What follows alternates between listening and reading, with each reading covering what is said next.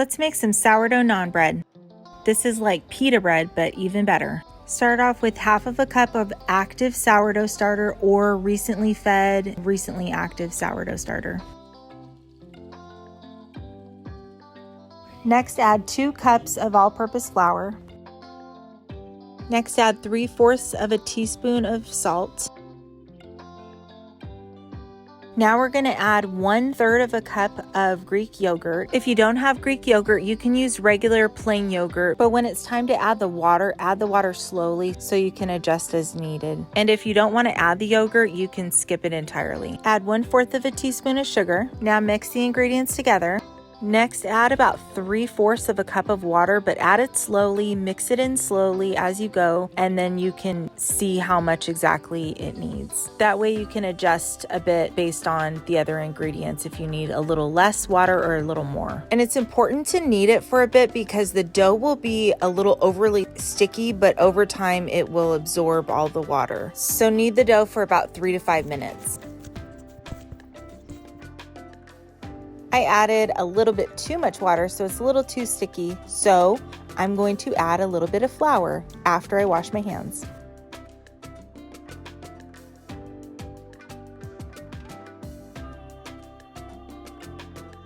Knead the dough for a little bit until it's nice and smooth. Now dust it with some flour, especially the bottom. Stick it in a bowl, place a lid on it or plastic wrap or a hand towel, and then let it rise until it's doubled in size. So I made this last night and it's the afternoon the next day.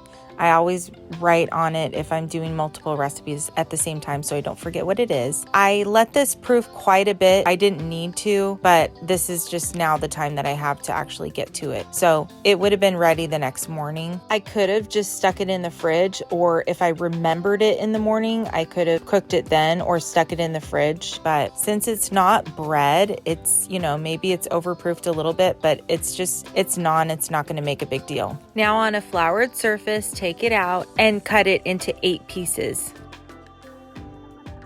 Now you're going to take each piece and then fold it into itself all around so you create some tension.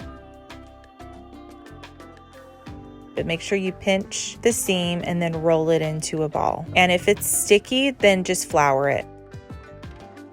And do that 7 more times. Now, when I make these, I actually double or triple the recipe usually, and then I'll wrap these in parchment paper and then stick them in a Ziploc bag and stick them in the freezer. And then I will pull them out individually the day I want to cook them, so they're cooked fresh. And this way you will always have pita or naan bread whenever you want it. So when it's time to cook them, I'll take out the amount that I want to cook for the day and just let them sit and thaw out. And then once they've thawed out, then I will flour them, add some flour as needed to the surface so they're not sticky, and then roll them out. You're going to have them be thicker than a tortilla. You can also stretch them out a bit. If they pull back, if they retract back, then just let them rest for a few minutes and the gluten will settle down. Then you can cook them. Okay, we've let them rest for, 10 minutes. So let's continue to roll them out. See, now they're not shrinking back as much. Okay, so this one's good. I'll just put them all out right now, but normally I'll stretch one out as the other one is cooking. And actually, I guess we'll just do that. So flour the surface. All right, heating up the stove. I'm just gonna place it on here.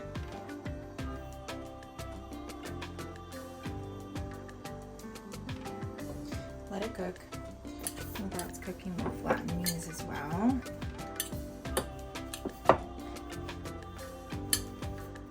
And to be completely honest, most of the time I am rushing to thaw these out, so I will take them out like when I think to make dinner, and I'll stick them by the stove and I'll just rotate them to help defrost them. That's usually what ends up happening. I don't recommend it, it's not ideal, but it works in a rush. Sometimes you just don't have the time to do it. So Make it work for you. Might not be perfect, but... And sometimes I'm too lazy to roll it out anyways, so I just stretch it out with my hands. So I'll end up going like this and just stretch them out with my hands. Like a pizza. That's what I normally do. Half the time, I'd say. I do that. Okay, so now that it's starting to bubble, I'm just gonna flip it over. Oh, I could have left it, actually. Leave it, let it cook a little more. Okay, oops. There we go. Okay, so I should have kind of rotated it, but I was too busy with the other one. So this one's done. I'm gonna set this aside. And plop this one down, stretch it out a little bit, and I'll show you what I'm doing. Why there's cilantro there. I'm turning this down a little bit because it's nice, a bit too hot. So we're gonna come back over here. While that's cooking, I am literally gonna just cut some butter. I'm gonna plop this down while it's nice and hot. Might chop it a little bit. There we go. Plop that down, and that will end up melting. And I'm gonna throw some cilantro on top. And that will melt because I'm gonna slap the next one on top of it with just a tad of salt. This one's fully ready. All right, let it cook on the other side. And you can move it around a little bit just so it doesn't burn on one particular spot.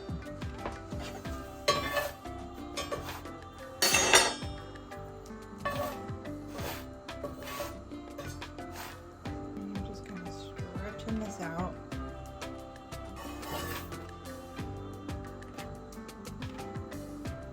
Okay, back to here. I am gonna plop this down, and that's gonna cook on top. We're gonna throw some more butter.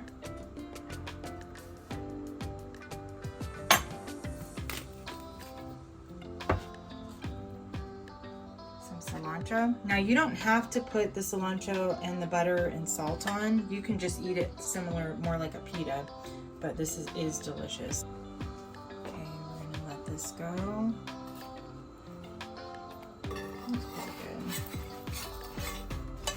Maybe another minute. I'm gonna see more in the middle. Some nicer bubbles. I can turn it back up a little bit because I did turn it down quite a bit. Okay. And if you want the pita, the naan, to be bigger, you can, instead of dividing it by 8, divide it by 6. So it'll be bigger. See how the bubble's coming up? I might just move it a little bit just so it doesn't heat up on one side. So it doesn't burn.